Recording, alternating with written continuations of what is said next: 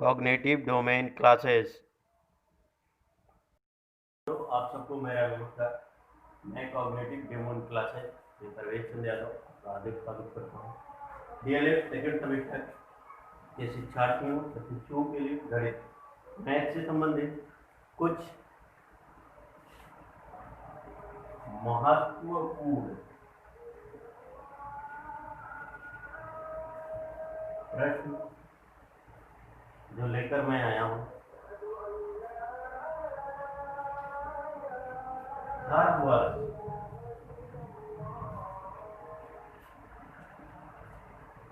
परीक्षा में पूछे गए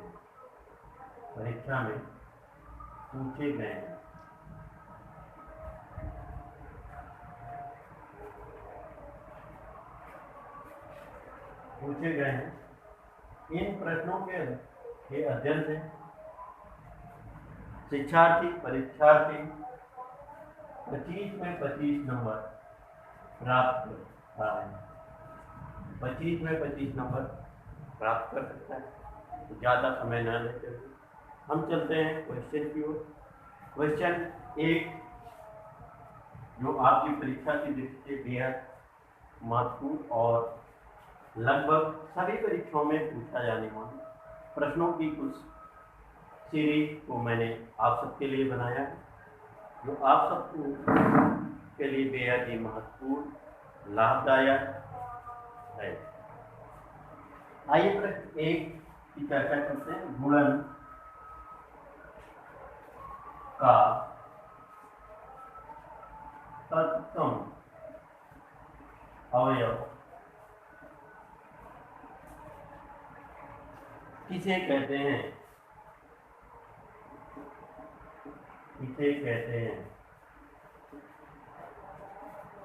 तो भैया आप सब जानते हैं गुणन का तत्सम अवयव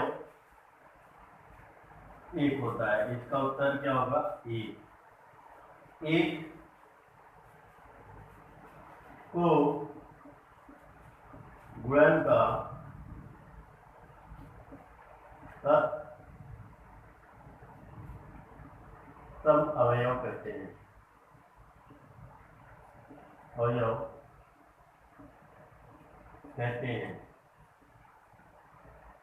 एक को गुणन का तत्सम अवयव कहते हैं।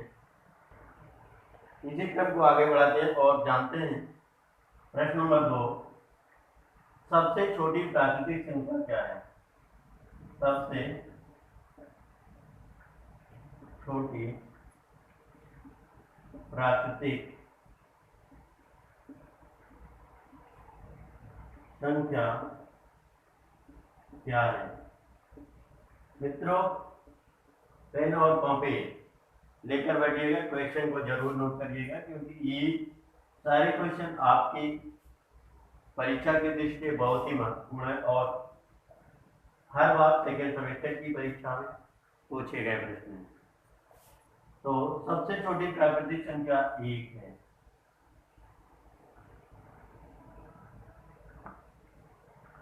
अब इसी क्रम को आगे बढ़ाते हैं और जानते हैं, आते हैं प्रश्न नंबर 3 की तरफ। पूर्णांक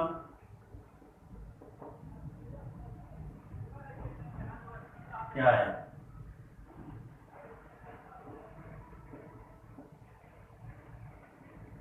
भैया पूर्णांक क्या है?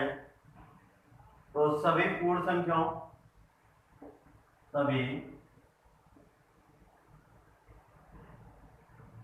संख्याएं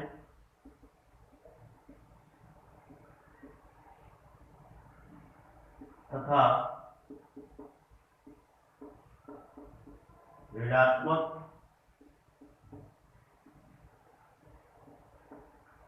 संख्याएं पूर्णांक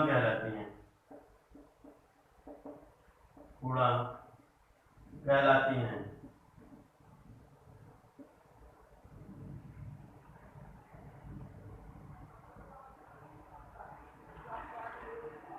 पूर्णांक को आई से प्रदर्शित करते हैं, जैसे आई बराबर dot dot dot -3 -2 -1 0 1 2 3 dot dot dot. आदि संख्याओं को पूर्णांक कहते हैं।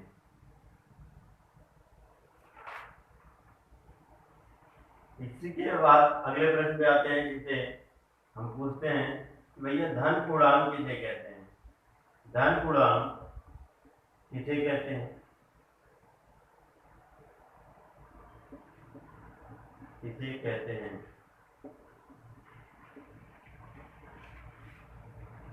इसका उत्तर बेहद ही आसान और सरल है, जो आपकी परीक्षा के दृष्टि से बहुत ही महत्वपूर्ण होगा। आइए जानते हैं धन पूर्णांक किसे कहते हैं। तो सभी प्राकृतिक संख्याएं, सभी प्राकृतिक संख्या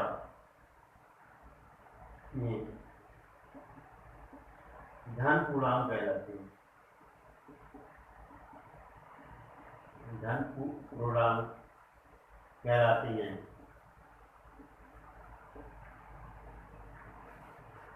इन्हें हम इंटीजर पॉजिटिव, आई पॉजिटिव द्वारा रिप्रेजेंट करते हैं, जैसे 1 2 3 4 डॉट डॉट डॉट डॉट। यानी सभी प्राकृतिक संख्याएं धन पूर्णांक कहलाती हैं। सभी प्राकृतिक संख्याओं को हम धन पूर्णांक संख्या कहते हैं। इसी के क्रम में हम आते हैं अगले प्रश्न पर, और मेरा अगला प्रश्न इसी से संबंधित होगा, पूर्णांक से संबंधित होगा, और वह है कि ऋण पूर्णांक किसे कहते हैं। और वह है कि ऋण पूर्णांक किसे कहते हैं। ऋण पूर्णांक किसे कहते हैं।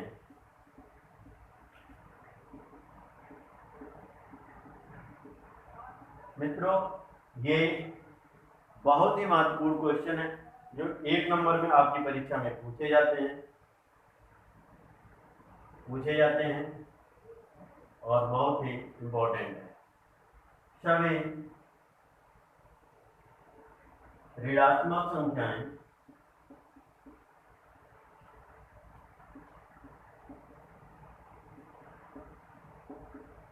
ऋण पूर्णांक कहलाती हैं। ऋण पूर्णांक कहलाती हैं। जैसे, और इसे आई नेगेटिव से रिप्रेजेंट करते हैं,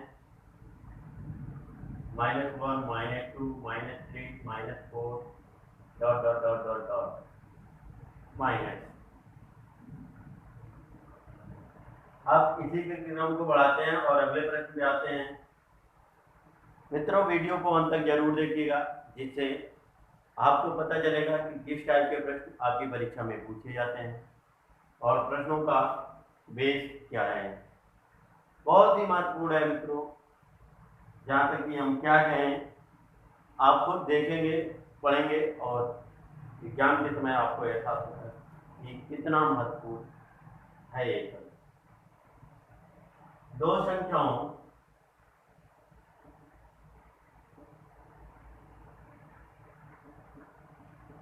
का अनुपात 5:4 है।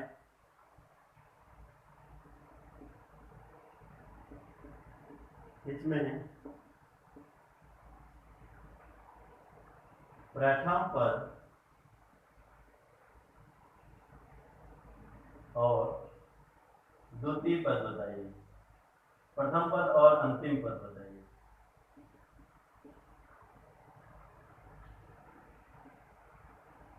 भैया, जब दो संख्याओं की का अनुपात है, तो पहले जो संख्या है वह प्रथम पद और बाद में जो संख्या है वह क्या है, अंतिम पद या द्वितीय पद है।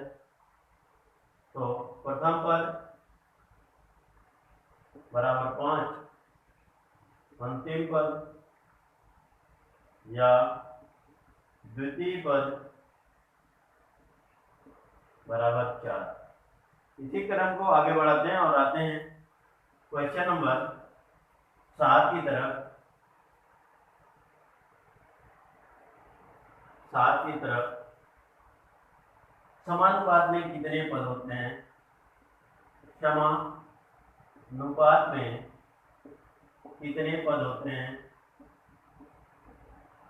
कितने पद होते हैं। मित्रों समानुपात में केवल 4 पद होते हैं, जैसे 2:3 समानुपात 4:6। ये क्या है, समानुपात है। और इनमें पदों की संख्या क्या है, 4 है। समानुपात में मध्य पदों का गुणनफल बराबर अंतिम पदों के गुणनफल के बराबर होता है, अर्थात 3 चौके 12 बराबर 6 दूनी 12। तो यह क्या है, यह एक समानुपात है। चलिए इस क्रम को आगे बढ़ाते हैं और आते हैं क्वेश्चन नंबर 8 की तरफ। एक समानुपात के भेद बताइए।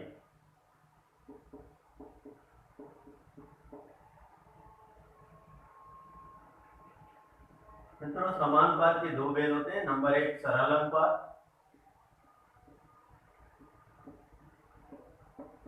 और नंबर 2 मिश्र अनुपात।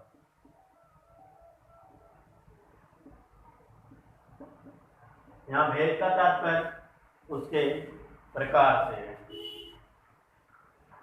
इसी क्रम को आगे बढ़ाते हैं और आते हैं क्वेश्चन नंबर 9 की तरफ। 3 और 4 3 और 4 को अनुपात में व्यक्त कीजिए, व्यक्त कीजिए। तो अनुपात का मतलब दो संख्याओं के बीच में 2 बिंदी लगाई जाती है, तो यह अनुपात हो गया। या 3/4 बराबर 3:4, इस तरह से आप व्यक्त कर दीजिए, ये अनुपात कहलाता है। प्रश्न नंबर 10 के क्रम में आते हैं और एक प्रश्न देखते हैं। ए बी धन ए सी धन ए डी के गुणनखंड कीजिए, गुणनखंड कीजिए। जो बेहद ही महत्वपूर्ण प्रश्न है और DLED 2018 बैच के सेकेंड सेमेस्टर के एग्जाम में पूछा गया प्रश्न है। प्रश्न है, आइए इसके बारे में जानते हैं। हम देखते हैं जो व्यंजक हमें दिया गया है, इसमें तीनों व्यंजकों में ए मिला हुआ है। ए को हम कॉमन कर लेते हैं, बचा B plus C plus D. यही दिए गए व्यंजक का गुणनखंड है। आप इसी क्रम को आगे बढ़ाते हैं और आते हैं क्वेश्चन नंबर 11। आपकी परीक्षा कई परीक्षाओं में लगातार पूछा गया, 2017 के बैच के सेकेंड सेमेस्टर में, 2018 में भी और 2016 में भी आई थिंक ये प्रश्न पूछा गया है। 9x² - 64 के गुणनखंड कीजिए, के गुणनखंड कीजिए, जो कि बहुत ही महत्वपूर्ण प्रश्न है। इसके आंसर को देखते हैं। 9x² - 64, इसे हम लिख सकते हैं 3x का होल स्क्वायर - 8 का स्क्वायर। जैसा कि आप सब जानते हैं a² - b² = a + b × a - b होता है। इसी सूत्र से इसका विस्तार करते हैं और आपको आंसर प्राप्त होता है 3x + 8 और 3x - 8 दिए गए व्यंजक का गुणनखंड है, जो कि बहुत ही महत्वपूर्ण प्रश्न है आपकी परीक्षा की दृष्टि से। इसी क्रम को आगे बढ़ाते हैं और आते हैं question number 12। Question number 12, question 12 कह रहा है मिश्र अनुपात किसे कहते हैं। मिश्र अनुपात किसे कहते हैं, यह प्रश्न भी 2018 बैच के सेकेंड सेमेस्टर में पूछा गया था। मिश्र अनुपात किसे कहते हैं, तो इसका उत्तर आइए जानते हैं। जब 3 या 3 से अधिक राशियां दी गई हूं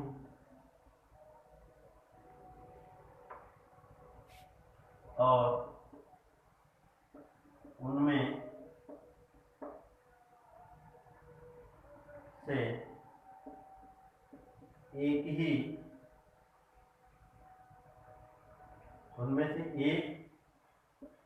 राशि का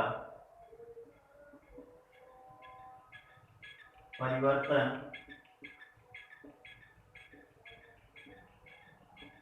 दो या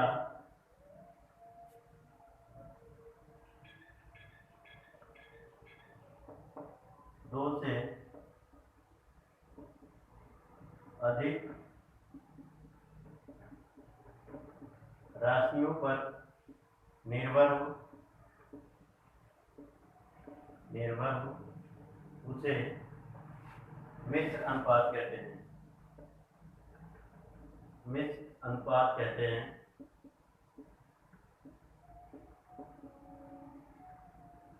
इसी क्रम को आगे बढ़ाते हुए अगले प्रश्न पर आते हैं। प्रश्न नंबर 13। प्रश्न नंबर 13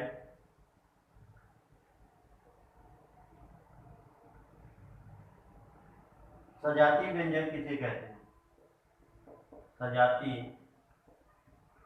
व्यंजक किसे कहते हैं?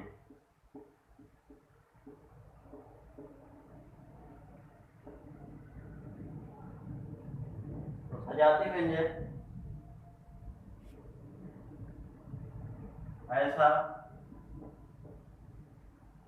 बहुपद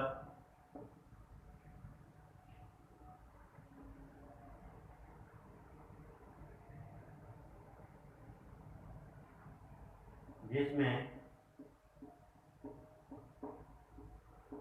केवल एक चर x हो सजातीय व्यंजक कहलाता है। व्यंजक कहलाता है।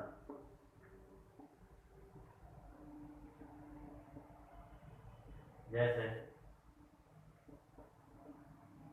3x 4x तथा 5x स्क्वायर 6x स्क्वायर आदि ये आपस में एक सजातीय व्यंजक हैं।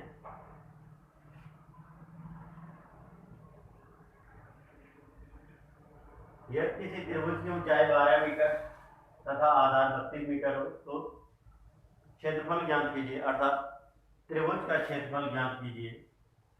आइए जानते हैं इसके बारे में। त्रिभुज का क्षेत्रफल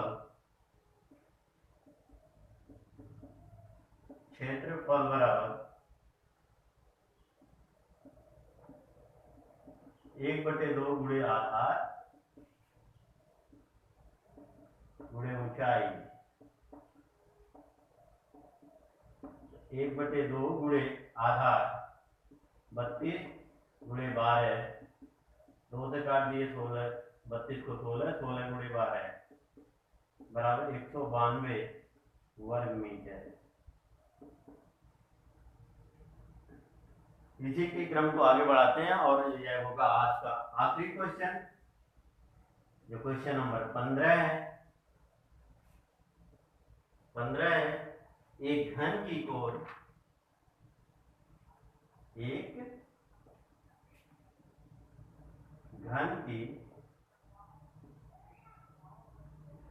कोण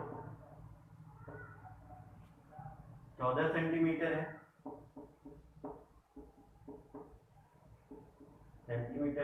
तो उसका आयतन ज्ञात कीजिए। तो उसका आयतन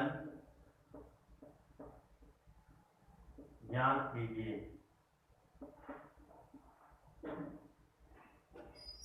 मित्रों अब सब के लिए यह आखिरी क्वेश्चन आज के लिए होगा और यह क्वेश्चन बेहद ही महत्वपूर्ण होगा। यह क्वेश्चन भी 2018 बैच के सेकेंड सेमेस्टर में पूछा गया प्रश्न है जो बहुत ही इंपॉर्टेंट है।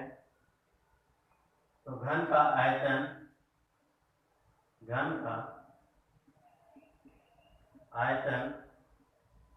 बराबर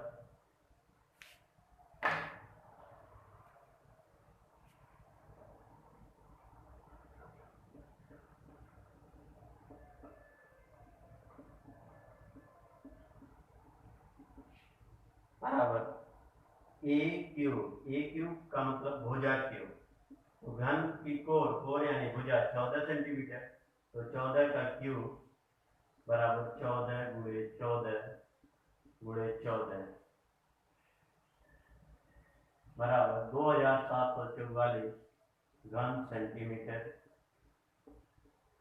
मित्रों यदि आप सबको मेरी वीडियो अच्छी लगी हो तो वीडियो को लाइक करें, शेयर करें, कमेंट जरूर करें और यदि आप मेरे चैनल पर कॉग्निटिव डोमेन क्लासेज नाम के चैनल पर नए हैं तो चैनल को सब्सक्राइब करिए, बेल आइकन को प्रेस करिए जिससे आने वाली वीडियो का नोटिफिकेशन सबसे पहले आपको प्राप्त हो।